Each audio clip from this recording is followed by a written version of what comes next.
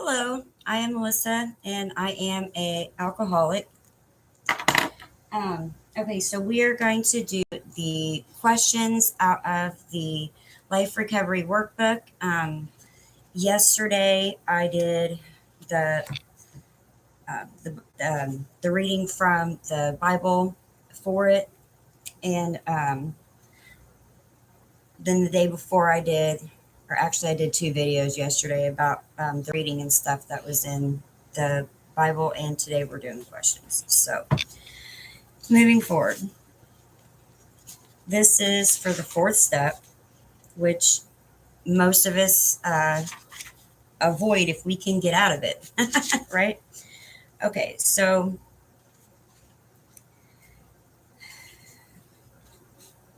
in the workbook, this is what the reading says. Okay.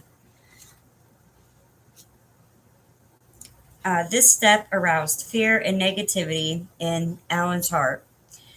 In fact, he was so daunted that he thought it would be impossible to actually do a fearless moral inventory, even if he did want to recover.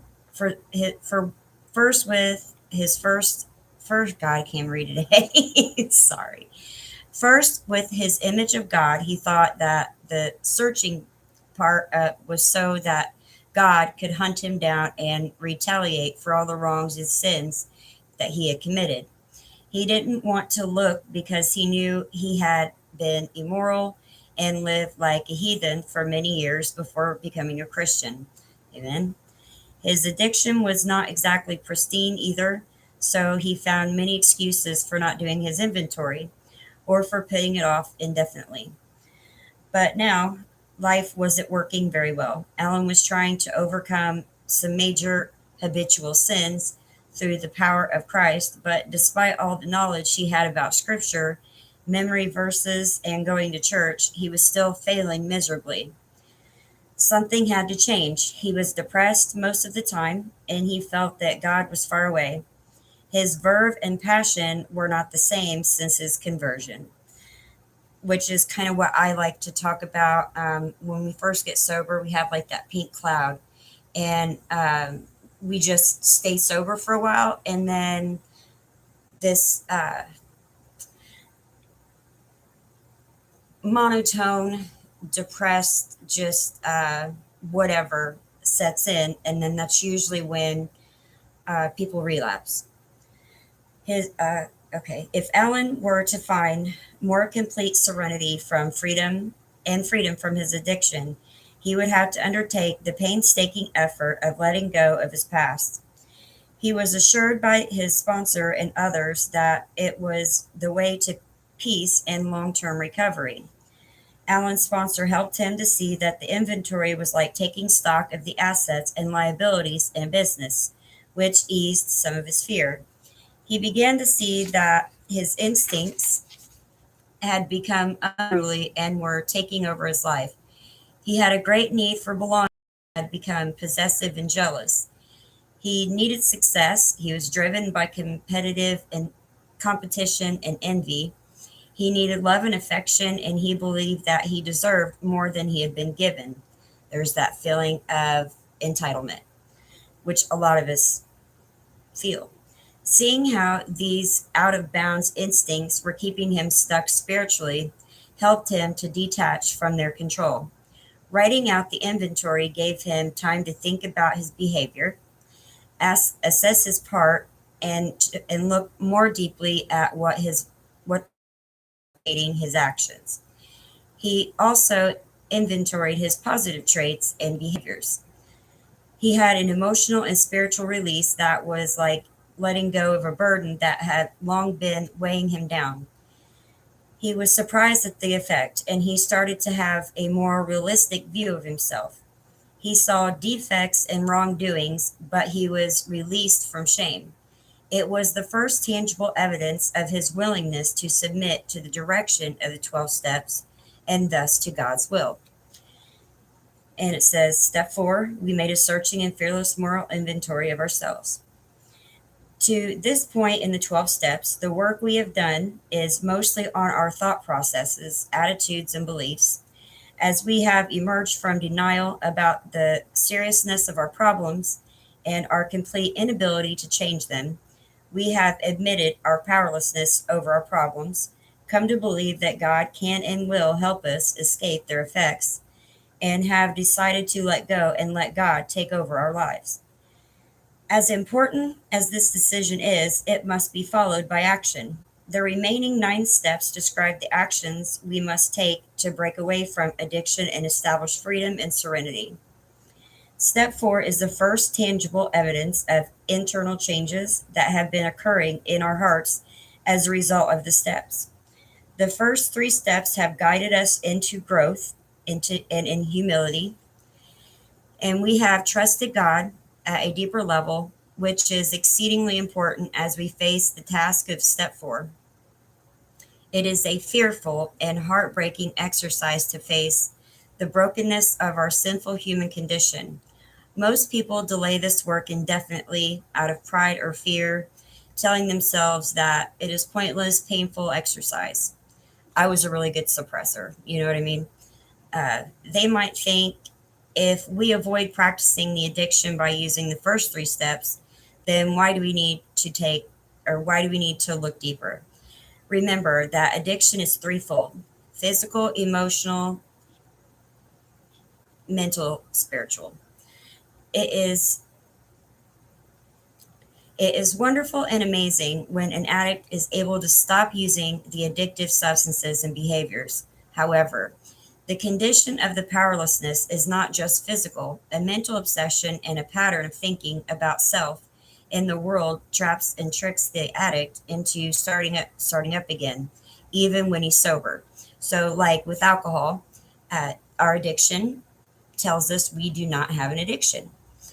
So people with like 20 years of sobriety from alcoholism will drink again because they forget that we have an addiction, and that, that phenomenon of craving or whatever your addiction may be. Um, it's the mindset. Okay. So there is a reason why we reach for something outside of ourselves to fulfill ourselves.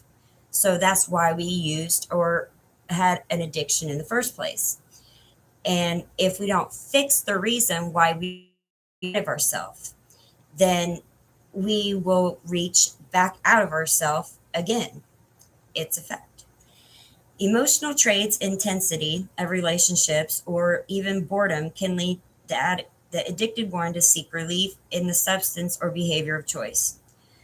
Thus, spiritually cut off from God, the addict trusts the addictive ritual instead of trusting God to help him handle whatever life throws at him. Recovery is the process by which we find new ways of coping and dealing with life instead of using and avoiding. The only way to proceed in that process is to uncover our shame and allow God's light and life to flow in and heal us. We have made a beginning in the first 3 steps, and now through working step 4, we find the roadblocks to lasting recovery. Step 4 is the first action step. When a business takes an inventory, it takes stock of what supplies and merchandise are there. Making inventory shows us what is necessary, what is surplus, what is useless, and what is a liability. Anger, jealousy, all shame, that's all liabilities. Um, our lives are like a business, and as such, we must take stock of our abilities, quantities, and traits, both good and bad. We must examine our accomplishments and our limitations. In order to stay clean and sober and develop spiritually and emotionally, we must face even our worst secrets. At the root of all addiction is our sinful nature, and specifically our selfishness. We want to be on the throne. We want to control the direction of our lives and quite often the lives of those around us. Being the actor, and being the puppeteer, or the puppet master, like if they would all just live my way, everybody would be happy, even though your attitude like that makes nobody want to be around you. Um, if they would only do as I tell them, if they would only listen to my advice, if they would only use their heads. Our resentments and insecurities grow as we find ourselves unable to have that complete control. If we look at the origin of our problem, relationships, and difficulties, we almost always find that the root is a decision we have made based on selfish motives. That decision and its resulting action cause us to offend, harm, or betray others, and to invite retaliation. If we are to live in freedom, we must face this fact of our human nature and take continual action. Sorry.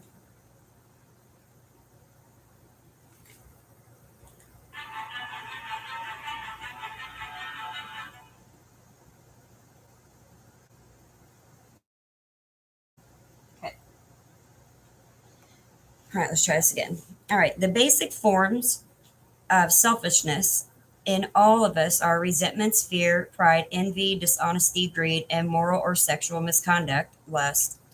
All of these will block God's spirit and make it hard for us to know his will or feel his presence. As these blocks are identified, we can be freed from the burden of trying to look good. The goal is to become more real and honest with people who are in relationship with us. To be searching and fearless, we must look at ourselves morally because God is just and moral. This is difficult when we have been consumed by addiction and mired in self will. Fear must be put aside, and humility will grow a little as we are willing to document our flaws and misbehaviors. We examine the people, institutions, situations, and events of our lives that have caused us pain and resentment, and we assess our part in them. We do not excuse others of their wrongs, but we see our side of the street. For the first time, we take responsibility for how we have been resentful and fearful, judgmental and critical, negative and isolating. Usually, these responses originate from perceived or real threats to our self esteem, pride, ambition, material, or emotional security, and relationships, both acceptable and hidden. The good news about this work is that we gain an honest picture of ourselves, possibly for the first time. If we weren't so miserable and desperate for a new life, we wouldn't be this gut level honest. We begin to see patterns of behavior that have caused us trouble time and time again. If fear is a huge pattern for us, we must turn this over to God. If resentment is our reaction to being hurt or snubbed, we must learn to pray for the person that hurt us. Any resentment, whether justified or unjustified, allows that person to control us, even if he or she has forgotten the incident. Obviously, there is less room for God in our lives if we are controlled by resentments and fears. Letting go of resentments and fears by working the first three steps on them will banish our irritable, discontented attitudes. Serenity and peace of mind can flow into our lives. Internal changes will become more apparent to others. After a thorough searching and fearless inventory, we can gain a clear understanding of how basing our lives on self has kept us from freely walking close to God. It becomes clear that we have anesthesia, and I can't say this word, anes, anesthetized, basically numbed, okay, the emotional and mental pain of our lives with the addictive substances and behaviors, further cutting us off from Him. This first inventory is the beginning of a lifelong practice of self examination that leads us out of addiction and into relationship with God. So, the questions.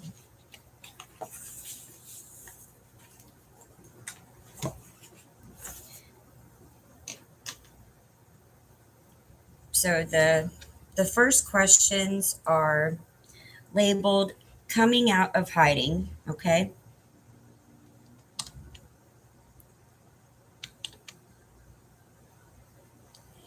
And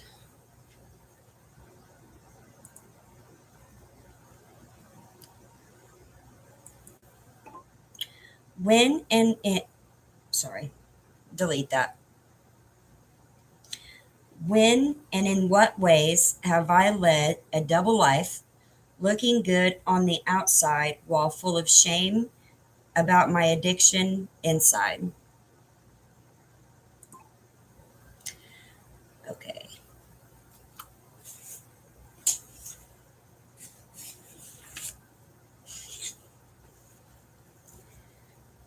Okay. The next question is, by hiding my problems with image management, how has my shame taken root and grown in my heart? Am I a fearful? Delete that.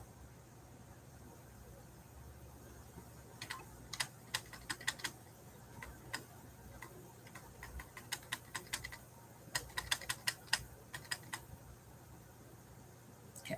Sorry about that. I'm still learning this. All right. Am I fearful to admit what is there?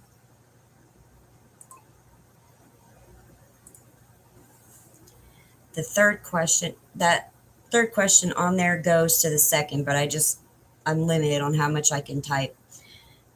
This is question 3. Am I ready to deal with the dirt to wash the inside so I can live free? And what holds me back? Okay, so I will try to do some answering on these questions.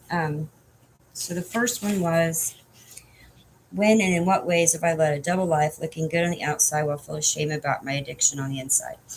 So I guess I would say that when I first got sober, I did not seek God immediately, and for my first year and a half, I white knuckled it, and I made it seem like I was doing great to my family, to everybody that was in my life. I'm sober, ta-da, So that's just what I did. I worked in a recovery center. So to me, I was doing all I needed to do. But there was still just, there was a heaviness, that I wasn't doing something right. So, and I realized I didn't have God in the equation. By hiding my problems with image management, how has my shame taken root and grown in my heart? Am I fearful to admit what is there? I mean, I think that everybody, when we go through our 4-step and we go through our category of things that are bad in our character, yeah, we're all full of shame. The things we've done in our past, yeah, none of us are really happy to admit that. But, and we don't even have to admit it to the world, okay? But the thing is, you have to be honest with yourself, and you should have a sponsor that you also admit this to, which is, after this is step 5. That's admitting your wrongs to another person. And, that is part of it. And definitely to God, He knows. He just wants to hear it, and He just wants to hear you say, look, I was wrong, and I just want to repent for that. I need you in my life. I need you to take this over and work in every part of my life, in my heart and in my mind, and keep me from, again, I had to also change my people, places, and things. I lived in Indianapolis. I had to move out of there. And I moved to a whole new zip code in a world I didn't even know. That's what I had to do. I had to completely uproot to grow roots. That's what I should name this one. But okay.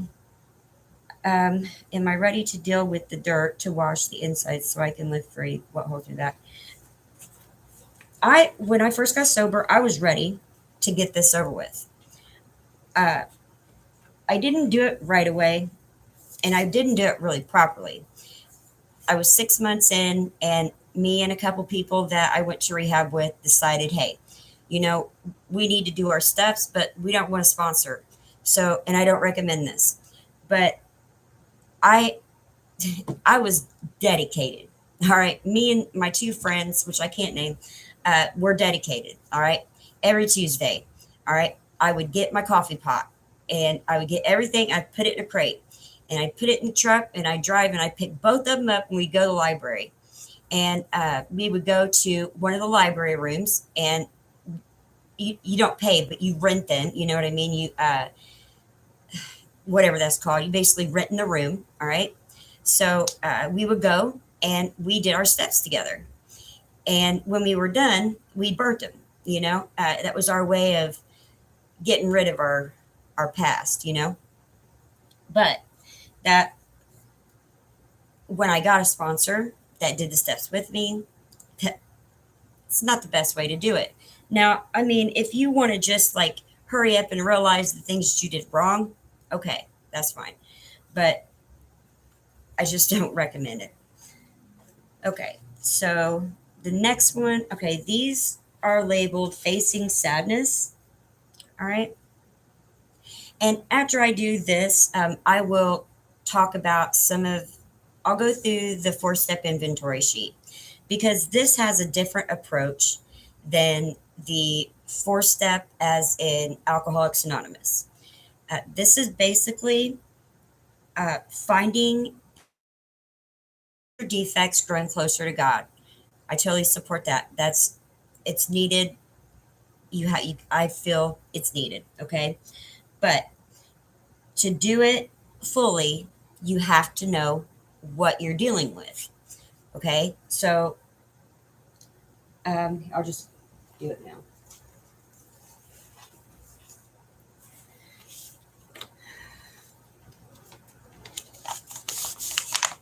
I think that one was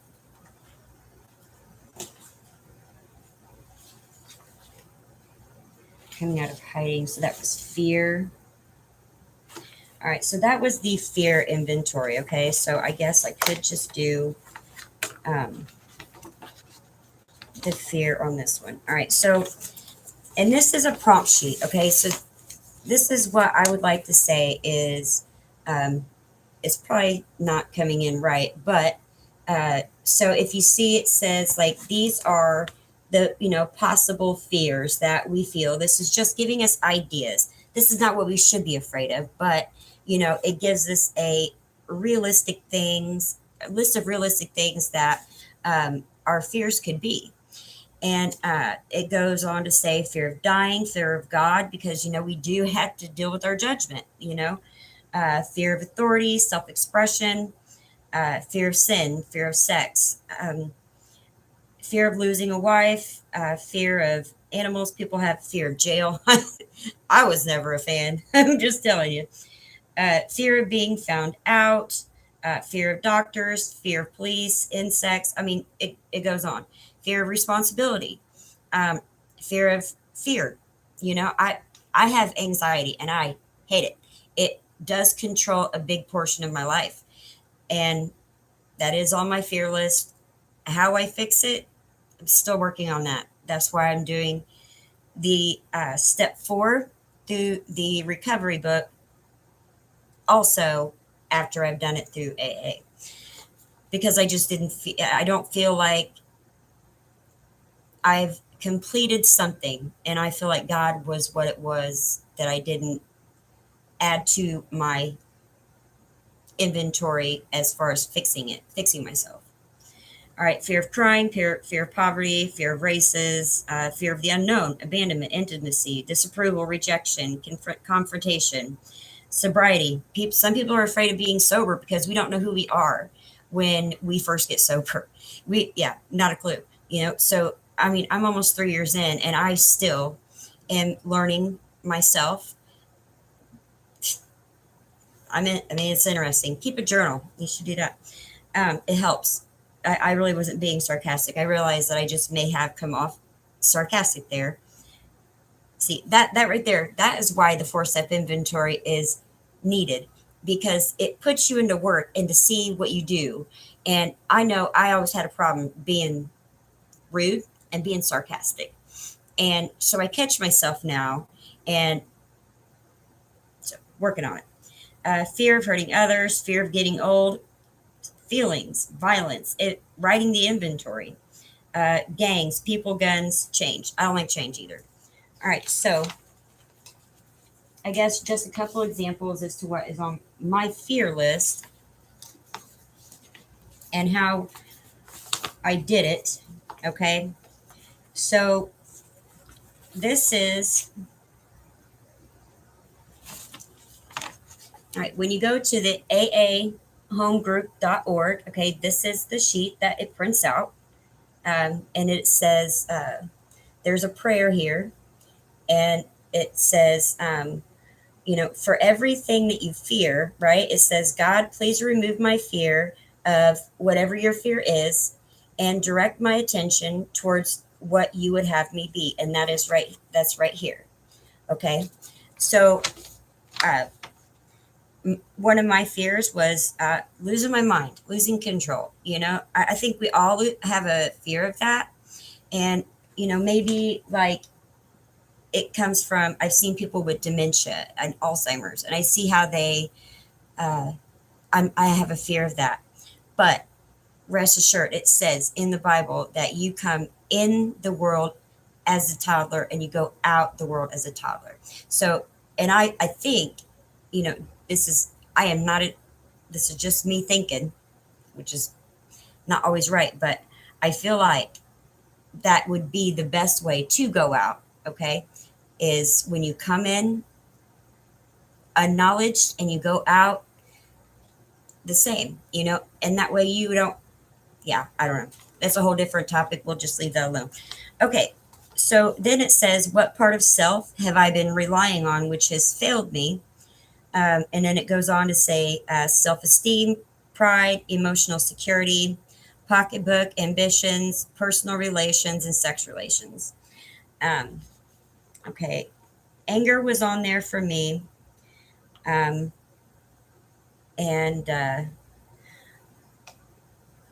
not getting into heaven was one of mine. And that affects everything except for my pocketbook and my sex relations. That doesn't affect it. But, how I do this properly is I say, God, please remove my fear of not getting into heaven and direct my attention towards what you would have me be. Okay. And as you can see, I had a couple pages of fears. Codependency is one that was a big fear. Falling in love with somebody, abandonment, rejection, which I guess what I know about religion is wrong. I mean, I question these things, and it worries me. I worry that I'm not going to be a good sponsor. I worry that downtime, the quiet. So that was another fear, because I heard a pastor say that relaxing makes you fearful, and productivity becomes a hiding place for us, because we keep ourselves so busy that when it comes time to relax, we don't, we're like, what? Meditate? What are you talking about? It was a big deal for me. So like, the counselors and stuff like that whenever I'd start to have an anxiety attack, they'd be like, well, get up and do something. Well, instead of dealing with the feelings, that was my problem. So as I never dealt with them, I just ran from them. So in turn, I ran from all my problems, every single one of them, not just my panic attack, not just my anxiety, relationships, fighting, anything that caused me to go, I ran from it. That was the best way to do it. I mean, counselor told me to do that. All right. So facing sadness is the next one. And the question is, all right, I'll do these 4 questions and then I will cut this video because I don't want to do too long of videos. Okay. Actually, I'm going to go ahead and I'm going to cut this one, and I will do the sadness and the confession and family influence on the next video. Okay. Thank you and have a great rest of your day.